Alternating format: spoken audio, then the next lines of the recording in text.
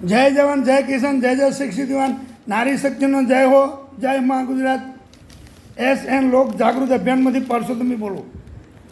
આજનો વિડીયો છે સ્વયં સંઘનો, એટલે RSSનો, રાષ્ટ્રીય સ્વયં સંઘ. એમણે સંઘ ભાવના નિવાસી વર્ગો શરૂ કરે છે. થયા છે, સારું કહેવાય.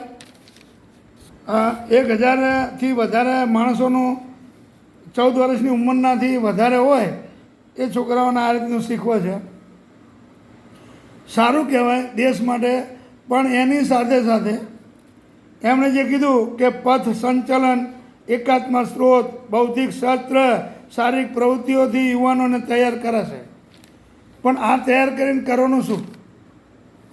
એ જે તૈયારી કરી છે એના વર્ગો તૈયાર છે, બધું બરાબર છે, સારું કામ છે. પણ એ તૈયાર કરીને એનો ઉપયોગ ક્યાં કરવાનો? કયા કારણોસર એનો ઉપયોગ ક્યાં કરશે? આ તમે તૈયાર કરી દીધું બરાબર, પણ એનો ઉપયોગ ક્યાં કરશે એ વિચાર્યું? એનો ઉપયોગ ક્યાં થશે? RSS વાળા જે છોકરાઓ તૈયાર કરે છે, લાઠીનું બધું બહુ સારું કામ કરે છે, ખોટું નહીં. પણ એની તૈયારી થઈ ગયા પછી એનો ઉપયોગ ક્યાં કરવાનો એવું તો કંઈ બતાવતા જ નથી. આજે માનો કે આટલા 1000થી વધારે 14 વર્ષની ઉપરના ઉંમરના જે તૈયાર કરે, પણ એ લોકોને તૈયારી કરીને કયા કામમાં લેવાના છે એ તો બતાવતા નથી. તો હું એમ કહું છું, RSS વાળા જે કામ કરે છે એ જે કરતા હોય, પણ અત્યારે 14 વર્ષથી ઉપરની ઉંમરના છોકરાઓ 1000થી વધારે તૈયાર કરે એનું આ જે કામ કરવાનું છે, પદ સંકલન, એકાત્મ સ્ત્રોત, બૌદ્ધિક સત્ર, શારીરિક પ્રવૃત્તિઓ, આ બધું સારું છે શરીર માટે, બધું બરાબર. પણ આમને તૈયાર કરીને શું કામ કરાવવું એ તો બતાવ્યું નથી.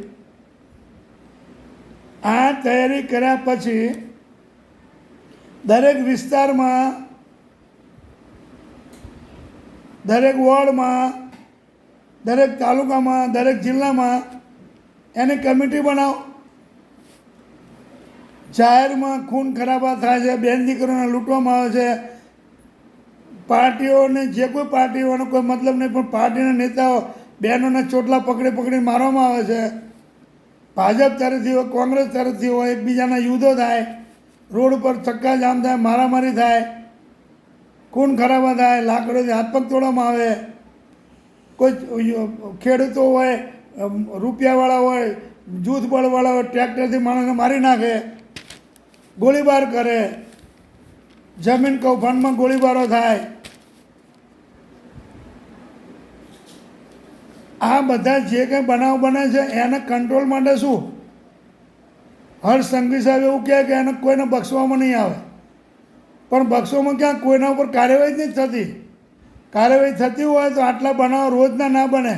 રોજની અંદર ચેનલમાં જુઓ, ટીવીના માધ્યમથી, સોશિયલ મીડિયામાંથી બધા તમે જુઓ, ઇન્સ્ટાગ્રામમાં જુઓ, ફેસબુકમાં જુઓ. જેની કોઈ હદ નહીં, એનો કોઈ કંટ્રોલ જ નથી. રોજ એમ ભાઈ કોઈ પણ રાજ્યનું હોય, રોજ બનાવ બને છે. તો આ બનાવ રોકવા માટે સ્વયં સંઘ આગળ આવો. કેમ કે આ જે બનાવ બને છે કોઈ મુસલમાન નથી કરતા, હિન્દુને જ કાપે છે. તો હિન્દુ રાષ્ટ્ર બનશે કેવી રીતે?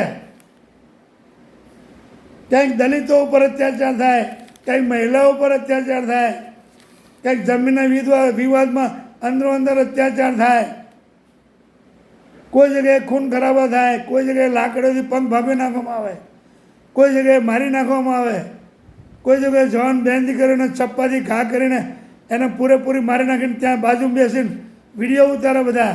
પણ હિંમત રાખો અને બચાવવાનો પ્રયત્ન કરો. ખાલી વિડીયો કેટલો ઉતારવાનો હોય, મારતો હોય ત્યારે એક પુરાવો રે ભાઈ આને માર્યો. બાકી વચ્ચે પડીને બચાવવાનો પ્રયત્ન કરો, સાહસ કરો, બચાવવાનો પૂરેપૂરો પ્રયત્ન કરો. એક માણસ 5-7 એકસાથે જઈને ટોળું પકડી લે તો એ શું તમને કરી શકે? આજે લીવરોથી ફાયરિંગ કરે, પાછળથી પકડી લે, તમે શું કરો? એ તમને મારી ના શકે. ગભરાઈ જાય 4-5 જણ હોય એટલે. હિંમત કરો અને લોકોનો જીવ બચાવો, જાન બચાવો. આ રીતે તમે ભાગી જશો તો કેવી રીતે મેળવશે?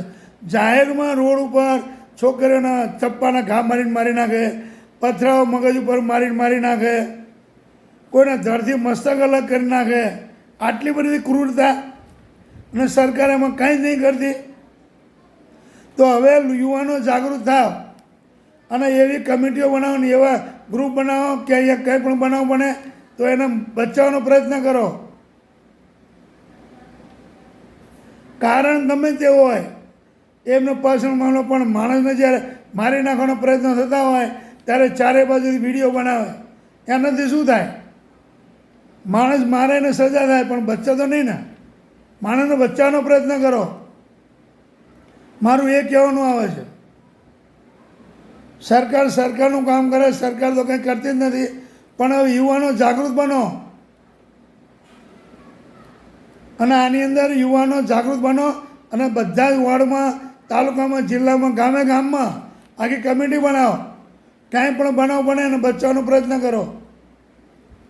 આમાં તો કૂતરાની માફક માણસો મરે, કૂતરાની માફક બેન દીકરીઓ મરે, કૂતરાની માફક ગરીબો, ખેડૂતો મરે. કોઈ જગ્યાએ ખેડૂતોને હેરાનગતિ છે. હમણાં એક બાજુનો ખેડૂત કોઈ હેરાન કરતો હશે, એ ખેડૂત મરી ગયો આપઘાત કરીને. હમણાં બીજો એક વિડીયો આવ્યો તો પોતે હળગીને મરી જવાનો પ્રયત્ન કર્યો. અધિકારીઓ કોઈએ એને હેરાનગતિ કરી. આવું કેમ? સરકારે ધ્યાન આપવું જોઈએ. સ્થાનિક પોલીસ તંત્ર પણ ધ્યાન આપવું જોઈએ. પોલીસ પણ બધું પતી જાય પછી જાય છે. નજીકમાં કોઈ પોલીસ જ નહીં હોય, એનો પણ સ્કોડ બનાવો, તાત્કાલિક હાજર થઈ શકે એવો. ફોન તો જતા જ હોય, કોઈને કોઈ ફોન તો કરતું જ હોય ને કે આ જગ્યાએ આવો બનાવ બન્યો. એનો સ્કોડ બનાવો, બાઇકોવાળો સ્કોડ, કે નાની ગલીમાં પણ જઈ શકે. આવી રીતે કંઈ બચાવ કરો. મોટા વિડીયો ઘણા ખરેખર મને બનાવવાનું મન થાય પણ લોકોનો ટાઈમ નથી. નકર આની અંદર લાંબા વિડીયો બનાવીને મગજમાં ઉતારવા જેવું છે કે ખરેખર આવી રીતે થાય છે. તો સ્વયંસંઘ રાષ્ટ્રનું RSS બન્યું સારું છે, પણ એ હિન્દુ લોકો જ હિન્દુને મારે છે. એને બચાવવાનો પ્રયત્ન કરો, મરતા બચાવો. અને સરકારે ધ્યાન આપો, RSSનું કામ એવું સોંપો કે આવા ગરીબ ખેડૂતો, બેન દીકરીઓનું રક્ષણ થાય. અને આવા બેન દીકરીઓ માટેના ક્લાસ ખોલો, કરાટે, જુડો, આવું બધું કરો. અને છોકરીઓને સ્વયંભૂ પોતાનું રક્ષણ કરી શકે એના માટેના ક્લાસ ખોલો. તો આજે બેન દીકરીઓ બચો પોતાની તાકાતથી. અને એમાં તમે રૂપિયાનું બજેટ વાપરો, ફાલતુ બીજા ખર્ચાઓ બંધ કરી દો. આ જરૂરી છે અત્યારે હાલના સમય પ્રમાણે. જય જવાન, જય કિસાન, જય જય શક્તિ દિવાન, નારી શક્તિનો જય હો, જય મા ગુજરાત. આ વિડીયો પૂરેપૂરો શેર કરો, કોમેન્ટ કરો, લાઈક કરો અને ફોલો કરો.